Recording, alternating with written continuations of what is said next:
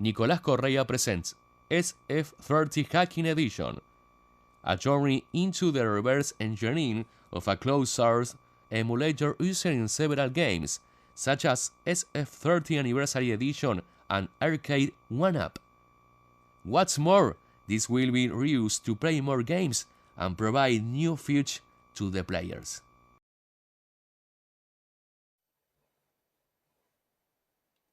Hi Ekoparty. So today I'm gonna talk about my research on Street Fighter Anniversary Edition, about the emulator that is implemented in that game. So let's introduce myself. My name is Nicolas. I'm a reverse engineer at the company Synactive. Synactive is a French company focused on offensive security. There are exactly 3 teams: pen test, reverse engineering, and development. Street Fighter Anniversary Collection was released 2 years ago on Switch, PC, PS4. It was developed by Digital Eclipse and edited by Capcom. Digital Eclipse is a company that is used to release retro gaming collection, and they are known to use an emulator to run these games. But actually, nobody were looking at the specific emulator. And because I love Street Fighter and I love reverse engineering, I was like, okay, it may be very interesting to look at the emulator. On that collection, you can play 12 Street Fighter games offline, from Street Fighter 1 to Street Fighter Third Strike. And the good thing on that collection is that you can play 4 Street Fighter games online. And actually, the net play is pretty solid. The only bad thing is that, well, you can play only 4 games online and not all the collection online. So maybe we look if we can do something. The emulator that is used to run these games is called Mu. The name is not random. Actually, if you take a look at the class name extracted from the RTTI information, you can see a lot of occurrences on Mu emulator everywhere. This emulator is closed source, is proprietary, and it was developed by Daniel Filner. Daniel Filner is a very experienced developer that has been writing games since 30 years, like on Atari ST. The Mu emulator in that collection can emulate all the Capcom boards on arcade, so CPS-1, CPS-2, and CPS-3. This emulator is not only used in Street Fighter Anniversary Collection, it's also used in several other games, but it's also used on hardware. So you can see it's used on the old Sega Mega Drive, and it's used in Street Fighter arcade cabinet. For this talk, we'll take 2 examples. We'll take Street Fighter Anniversary Collection and the arcade cabinet. What we want to do, we want to instrumentalize the emulator in order to load additional games. We want to be able to play much more games offline and online. And actually, we want to take advantage of the solid net play of Mu to play much more games online with our friends. And we want to also to add features. We'll see what features we can add. So let's start by the first step. The first step is to be able to load additional games. In order to do that, we have first to know where are stored the ROMs in the game. There is a folder, bundle folder, where there are a lot of mbundle files. And actually, all these files will contain all the resources for one game. So for example, here in alpha2.mbundle, it will contain the sounds, the graphics, and the games for the game Alpha 2. These are not compressed, they are not encrypted. And actually, there's another French guy that is called Loïc Petit that already wrote a script to extract all these assets.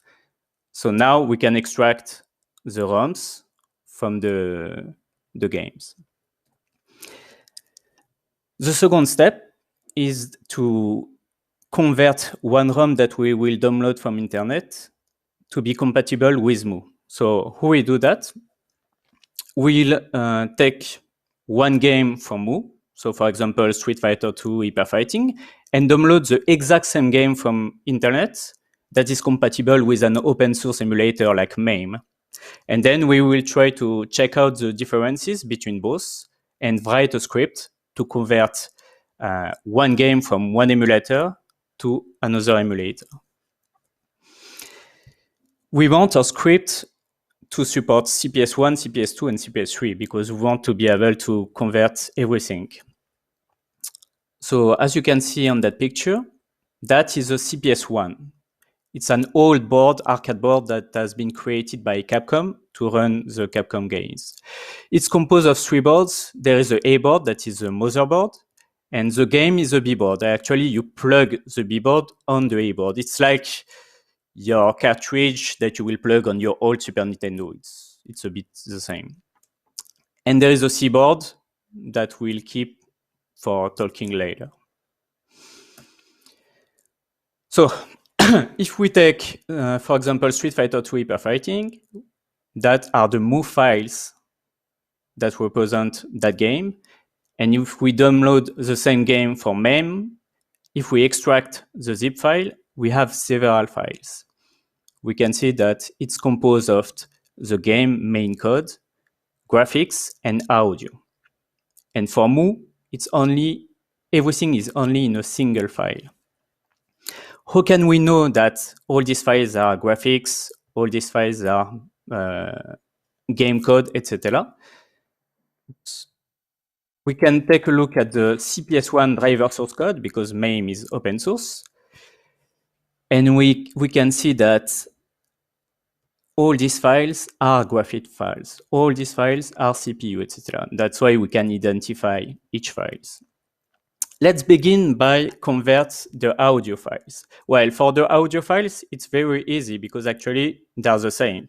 So if you can see here, the hash are similar. Now for the game, the main CPU, the differences are easily visible because you can see that each word are swapped.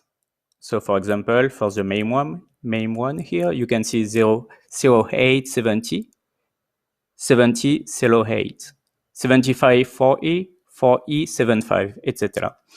If you couldn't notice that these differences with the eyes, you could check again the main source code. And actually, the main source code will tell you how will you load these games in memory. So here you can see load 16 word swap. Okay. Now the GFX. So the GFX are all about graphics. There is a ROM chip inside the B board, the game board, that contains all the metadata that is used to assemble the tiles into the background and sprites.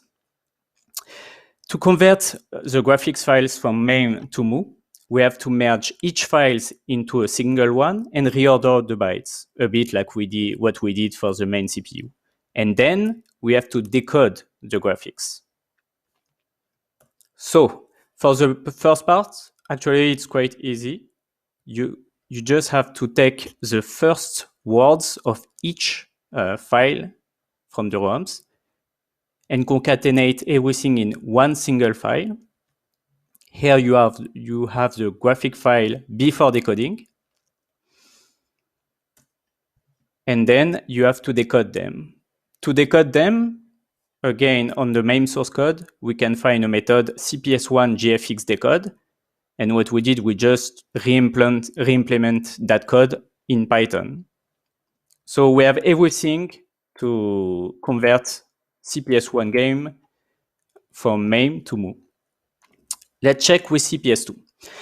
CPS2 is the second generation of Capcom board. So this time there are only 2 boards. The motherboard, the black one, and the green board, that is the game board. And actually you plug the game board on the motherboard like the CPS1. The big differences between CPS2 and CPS1 is the security. On CPS2, the CPU opcodes are encrypted. But the good thing is someone in the past broke the encryption scheme and dumped all the keys for all the games online. So you can find the keys easily. So for script, what we need both encrypted and decrypted version of the CPU files for Mu. Because when you download the game for MAME, you will only have the encrypted one. We decided to use a tool that is called RASH2, and that already supports CPS2 encryption. They just need one key for the game that you want to convert. So we can embed everything in the Python script. And here is the output of the script. So we call our script, and in argument, we just give directly one game, the zip one, that you downloaded from internet. It will automatically detect which system is the game. So it's CPS1, CPS2, CPS3, and then makes all the decryption and conversion. CPS1, CPS2, and CPS3 are supported, and the source code is available on my GitHub. Now that we can convert the ROMs from MAME to Mu, what we need to do is we need to locate the part of the code that will load the ROMs, because what we want to do is we want to force the game to load our new games or converted ROMs instead of the original ones. Here is an snippets from IDE. And actually, this function is a function that will be called to load whatever assets for the game. So it can be audio, it can be graphics, it can be the games, etc., etc. So we'll comment a bit. First, it will retrieve the size of the resource it needed. Then it will retrieve the offset where the file is located in the mbundle file. It will allocate a buffer from the size of the resource, and then with that function that we renamed getData, it will fill the buffer with the data. So for example, with the game. We will use hooking because we want to do everything in memory. We use VEH hooking instead of classical hooking. Why? Because with VEH hooking, we don't need to calculate the instruction size, so we don't need to embed a disassembler. So for people that doesn't know that tricks, we just modify the first byte of the instruction to hijack by an opcode that will cause an exception. And then we install a vectored exception handler that will catch the exception, and then we can run our own code. So if we check at the output of a debugger, we want to hook the size of the resource because we want to replace the size of the resource by the one we want to load. And then at the moment where that function will fill the buffer with the data, we want to replace the whole data by our resource.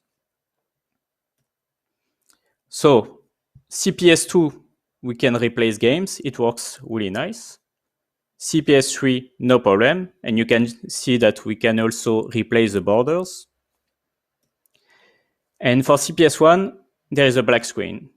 And that time I was like, okay, what happened? Why it works on everything and CPS1, there is a problem?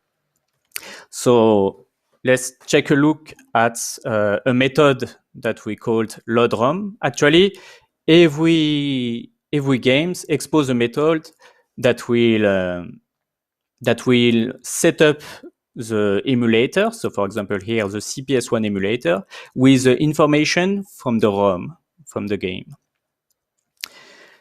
So let's look at the information from the ROM. So for example, here for Street Fighter 2 Hyper Fighting. On this information, there are the game name, the version. There are also all the game data names, and there is a pointer here. If we take a look at that address, we can see there are a lot of different values. And at first I was like, okay, what are all these values?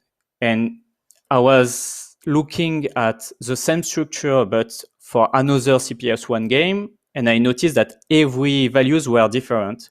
So I knew that it was really linked to a specific game and it was important.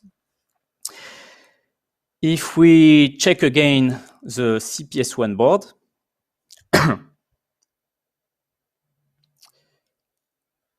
we didn't talk about the C board. Actually, to avoid piracy, there is an internal configuration that is stored in that C board, and that will contain all the values that we have to set in hardware registers. And this configuration change between games. It will be different between all games. So let's look at the source code of MAME to see if we can find out that internal configuration.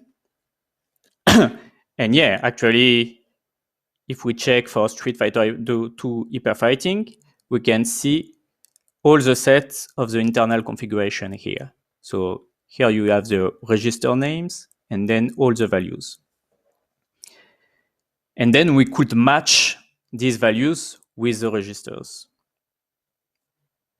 At the end of that structure, you have another pointer to what we called a Gfx Mapper. So again, there are a lot of values. And this time we check again the MAME source code. A Gfx Mapper, it's what's basically, they will tell you, okay, the sprites have to be mapped at that part of the video memory. And here the structure is kind of easy to guess because, for example, if you check the Gfx type scroll1, you will see that the start address it's at 4000, the end address it's at 4FFF, and here you can see the same values. The Gfx type scroll1 is on bank 2. The second bank, the bank 2, begin at 10,000 and finish at 7FFF. The bank start is at 10,000 and finish at 7FF. And then you have an end marker. And if we patch everything, the CPS1 works finally. So to summarize, how to load an additional games? Well, first, you have to convert the ROM from MAME to Mu. Then you have to hijack the function of the ROM's loading. And in case if you have a CPS1 game, you have to patch all the CPSB registers and the Gfx Mapper. Now, for fun, let's look at another system. We'll try to understand, to check if we can do the same for an embedded version of the emulator. So this time, let's hack an arcade cabinet. So there's a cheap arcade cabinet that is called, it costs $250 in the US. It's called Arcade 1UP. And for example, for the Street Fighter 1, there are only 3 games. If we look at the source code of the website of Arcade 1UP, actually there is a question: is there a machine with both Street Fighter and Final Fight, so with 2 different games? And basically they tell you, if you wanna play a different game, sorry, but you have to buy a new cabinet or a PCB replacement if they are available. So we are not rich and we don't want to buy another arcade cabinet, so let's dig more. We will extract the board from the arcade cabinet, and we can see 4 pins that are interested. Actually, there are 4 pins from UART, so we can just connect 4 cables from the UART pins to USB to serial encoder. Then we connect the encoder, the adapter to the computer, and we turn on the the arcade cabinet, we have a shell.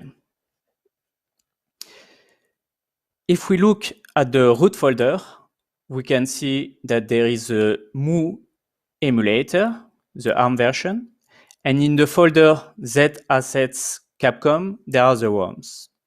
What we will need to get that emulator, and we'll need to send our custom ROMs that will convert with the exact same script to the device.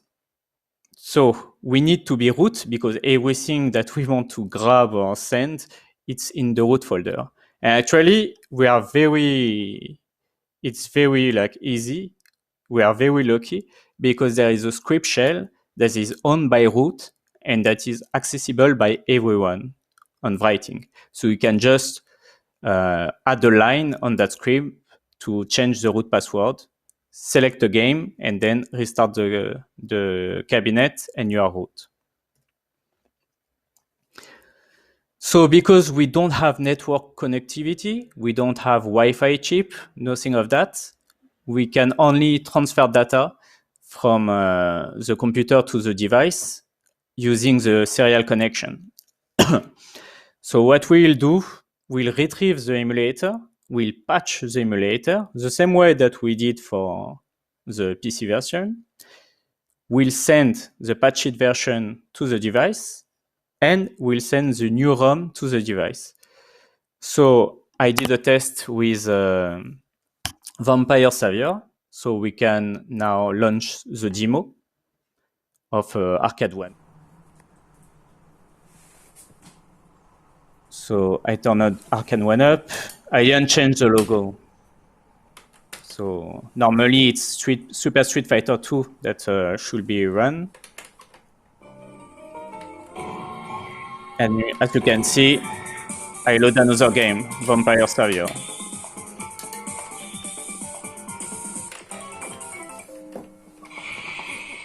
So yeah, it was a proof of concept, but you can see that in Arcade One Up, you don't need to buy another cab. You can just patch the emulator, even whatever Capcom games.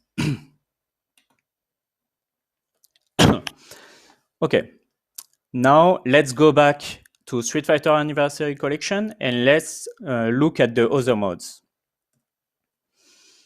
Training mode. Actually, Street Fighter 30th Anniversary Collection provides a way to practice your combos against a dummy opponent. Unfortunately, it's limited to 4 games. And the training mode is very, very important and very nice if you want to learn a game and don't want to be destroyed. So let's look at how it works. Each game exposes a method that we rename it apply cheats and that will patch a specific byte in an address of the emulator memory. So if we look at that address, for example, on Google, we find a cheat config file. And that cheat config file tells us that at that address, if we set 90, we'll have the time infinite. So that method it's totally a method that is used to apply cheats, actually. And the important thing is that method is running in a separate thread and is running in loop. So that's why you can have unlimited cheat, unlimited life, etc., etc. So if we want to implement a training mode for our own game, the only thing that we have to do, we have to overwrite the pointer in the v table of the game by our own function, and we'll apply our own cheats. So I take again the example of Vampire Savior. If I add the training mode, I can see that the time counter doesn't change, and Morrigan didn't lose any life. So it works. Okay, infinite coins. When I was trying to convert other games just to see the results, I noticed that there are several games that don't have free play modes, and there are coins that are needed to start the game. And unfortunately, on the version of the emulator of Street Fighter Anniversary Collection, there is no coin button. And so you have to find a solution to be able to start the game without coin. So let's see how we can get infinite coins. The function that we reverse for the training mode, the iPlay sheets, is the interesting thing. It's called in loop in training mode, but also in arcade mode. And you will say like, okay, why it's called in arcade mode? It doesn't make sense. Actually, I don't know why it's called in arcade mode, but in arcade mode, the only difference is that the global variable here is set to 0, so it will not patch anything. So you still have your life. You can still beat the game. There is no cheat applied, but the function is called anyway. So knowing that, we can take advantage of the same function, and we could just apply a single cheat on our own cheat to fix the number of coins in the emulator memory. Well, to do that, we have to get the address of the coins, because in the public cheat file that we find on internet, there is no cheat to have infinite coins. Hopefully, the MAME emulator provides a powerful debugger with features that are very similar to Cheat Engine. So with the help of that emulator, we'll find easily the address of the coins. So here is the MAME debugger, the interface. And what we do, we use the command cheat init just to initialize the internal cheat engine. Then we will launch the game. We'll put 5 credits, and we'll use the command cheat next increase 5. And actually, it will get all the bytes that have been increased by 5. So we can see that there are 12 results. So it's too much. I put 2 coins again. And with the same command, with 2, I get only 3 results. So it's better. And actually here I can just like check every address, put coin manually, also modify the values, and see if there is an effect on the coins. So now we can get our address and use the apply chat method to have unlimited coins. So actually I put 9 credits, but because it's run unlimited, you will always have 9 credits for every new games. Now, all that part, the first part that we talked, was everything about offline mode. Now let's look at the online parts, because the online parts is more interesting. So okay, we can play offline with all the Capcom Play System games with your friend is good, but as I said in the beginning, the strength of Street Fighter Anniversary Collection is the net play, and so we want to enjoy the net play with our new games. In an online game, when you play online with your friends, the ROMs are loaded locally for both players, and there is no check on server side. So we knew that it was definitely possible to do something. So let's look at the workflow when we start a game online and see the differences when we start a game offline. And actually, there is one big difference is when you load all the assets from the unbundle files. So when you load the logo, the ROMs, etc., etc. When you will play online, it will also load a save state from the unbundle file. So what are the save states? The emulator Mu supports memory save states. So save state, actually, it will contain all the contents from the emulator and also the whole memory of the emulator.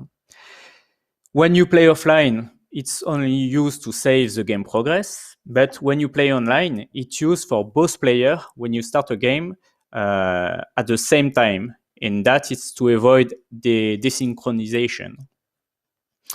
So, because on Street Fighter Anniversary Collection, you can only play 4 games online, there are 4 different save states that are embedded in the unbundle files. So, how can we do to play another game online? We have, like the offline mode, we have to convert a ROM to Mu, hijacks the loading of the ROMs with the new games. Then, once we have done that, you launch the new game offline. You select 2 players and you take a save state. And then you have to take out that save state from the emulator memory and write it to a file. And when you hijack the function that will load the resources, you will hijack the save state loading with a new one. And so when both players will run the games, it will load the new games and the new save state. Now, let's look at the lobbies. When you want to play against another guy online, you can create a lobby or join a lobby. So if I join a lobby, I will choose what game I want to play online. So for example, I want to play Alpha 3 online. I want to see if there are people that are hosting that game online. Okay, there is someone. So I can play with that guy. That are the lobbies. Oops. So how does it work? Actually, all the lobbies parts and the majority of the network play use the Steam API. The function create lobby is used to create the lobby. And there is a method, setLobbyData, that is called several times. And this method is used to set some parameters to the lobby. So for example, you can have in parameters a name, the owner of the lobby. You can have the version of the game, and something more interesting, there is a key game_1 with the value 1, for example. Let's look more on this. Actually, each slot, there is an ID for each slot. So this slot is game 0, this slot is game 1, game 2, and game 3. These slots that are the key names can have only 2 values, 0 when a game is not selected and 1 when a game is selected. And actually, what's the problem for us?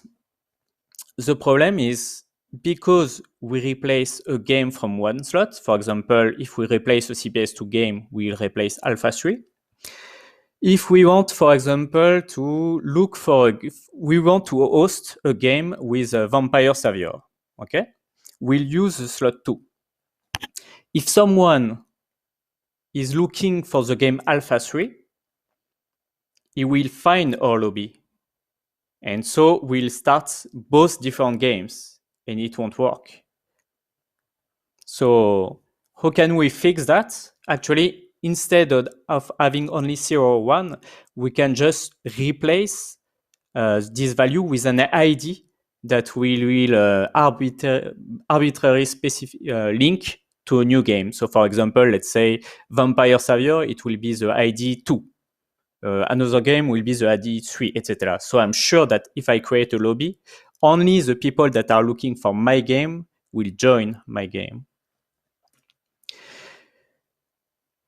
When you join a lobby, you will call a function that will apply some filters to not have all the lobbies that exist. So for example, one filter can be the minimum connection or the game the user wants to play, etc. And the method request lobby list will give you all that, the list of the lobbies. And then if you enter a lobby, there's a method join lobby that is called. So on IDE, it's look like this. So you have a loop that is called 4 times because for the 4 slots. And that function actually is a filter that it's the filter that interests us because it's a filter for the game slot. And actually, what it said, it does that function, it's every time a game is enabled, like you choose one game when you want to join a lobby, it will check the slot and set the value to 1. Okay, and you see it's hard-coded the 1. So here, for example, we will have to hook both lobby creation and the lobby joining. For example, here instead of the 1, we'll replace by the ID of the game. So here is a snippet of a code because remember that we do everything in memory. In here, for example, to patch the creation of the lobbies, we patch one registers to a structure that will contain the ID of the game that the user choose. So that's it for the lobbies. Now let's take a look at the emulator callbacks. So when a game is finished between 2 players, the game stops and the players come back to lobby. Actually, that behavior is to mimic a real arcade game center, because in an arcade game center, you put your coin, you play against your opponents, and if you lose, you just leave your seat and another player will replace you. Okay? And that's what happened in that emulator. And actually, it's really good because if there are like, you know that the lobby can host like 4 players. So if there are 4 players waiting, you don't want to wait forever. And actually, it's the case in our patch for the moment. Like, we don't have this callback. So for the moment, we just play forever and we never come back to the lobbies. So that's the problem that we have to fix. So actually, there's a method for each game that is called before the start game, and actually it will install callbacks when the game emulator reach a specific address in the main CPU code. Obviously, the addresses are hard-coded because it's different from one game to another game. And if you reverse these callbacks, actually, you can notice that these callbacks are associated to specific event. So for example, when a game has started, when the players have chosen their characters, and something important for us, when the game has finished and one of the players win. So why it's important for us? Because it's here, when we reverse this callback, it's here that it will decide to come back to the lobby at this event, at this callback. So what we need to do, we need to modify the address by the address of our own game, the new game that we'll do. So how can we get the new address of that event? In fighting games, there is something really nice that will really help us to know when a specific player has won a fight. Is there is a victory counter here, you can see, that will increase every time someone wins. And actually, when I was doing that feature, I noticed that there are lots of fighting games that doesn't display the counter, but anyway, there is an internal counter. So we can get the address anyway. So to get that address, it's easy. We can just use a MAME debugger and do a bit like the same of what we did for the coins. So we win one game, and then we increase, the counter will be increased. And then we will get the address. So let's see the second demo. And with that demo, we will. So, for example, here we have patch one game, one emulator with several games. We have host a specific game. On the other emulator, you can see we have a nice UIs for the patcher, and we can modify the game of our choice for each slot. We apply the patch. I did a nice UI guide because with a UI, the people doesn't want to use it. You need really something easy for the people. So here we can advance a bit because it's a loading of the game.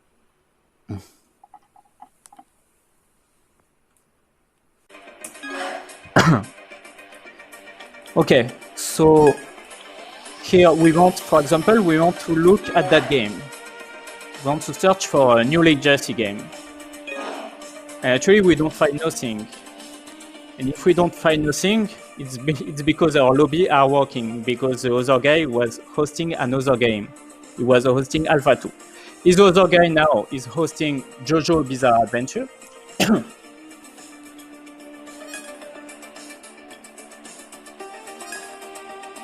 And on the other computer, I look for JoJo Bizarre Adventure. Now we are the same game.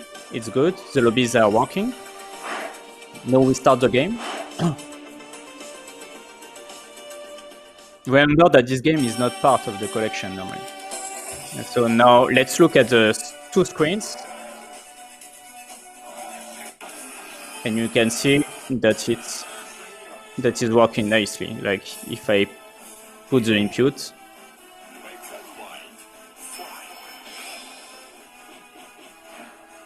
that is the first player, that is the second player. And if I go at the end of that match, let's say there is one player that wins the other player. He will win 2 rounds. We'll see that he come back directly in the lobby because our callback are installed and it works. Well, maybe there is a bit of lag with the video, with the streaming, you know. Okay, now he won. Up, we come back to the lobby. Okay, so let's look at the last feature. There was a tournament the Street Fighter tournament that was organized in the UK community, and actually they use this patch. The only bad thing is we didn't want to always come back to the lobby at that time because the tournaments usually it's on first to 2, so you have to win the first player that win 2 games win the game. So what we'll need to do, we'll need to patch the callback of the winner, because before we only modify the address, and this time to implement this feature, we'll patch the callback. So actually, there are 2 things to do. You just have to provide the way for the user to select which settings he wants in the game. So if he wants first to 2, first to 3, first to 10, etc. And then instrumentalize the callback when the game is finished and check who won the match, and then update a victory counter for the winner. If the victory counter for player 1 or player 2 equals the FT settings, we go back to the lobby, because that means, yeah, someone won the 2 games, can come back to the lobby. Otherwise, we change the value of a specific register to 0, and that means you don't go back to lobby and you keep going. So, last GIF. Oops. Here. So here you see we won the first match. In its setting, this is the first to 2. If you see at the output of the in the debugger, sorry. Yeah, you can see that we have instrumentalized the callback. We know that the match is finished. The player 1 won. For the moment, it's 1-0, and it's the first to 2. So if we keep going,